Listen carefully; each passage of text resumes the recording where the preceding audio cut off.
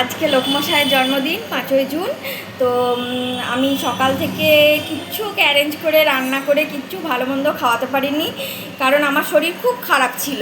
মা যা করে দিয়েছে সেটাই, ওই পায়েস ঘরোয়া খাবার যা করে দিয়েছে সেগুলোই খাওয়া হয়েছে।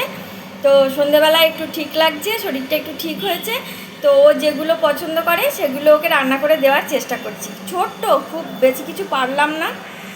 তো কি কি করেছি একটু আপনাদেরকে দেখাই। এই যে চিজি চিকেন করেছি, এটা ওর খুব পছন্দের চিজি চিকেনটা। সব খুব পছন্দ না, এটা আমার সবচেয়ে পছন্দ। মানে ওই এই ডিশটা করেছে, কিন্তু এখন আমার তান্দুরি বিরিয়ানি থেকেও আমার এই ডিশটাই বেশি ভালো লাগে। এইটা করেছি। আর এখানে বসিয়েছি চিকেন, একটু কষা চিকেন বসিয়েছি একটু, এটা হচ্ছে। আর এখানে আমি জিরা রাইস করব বলে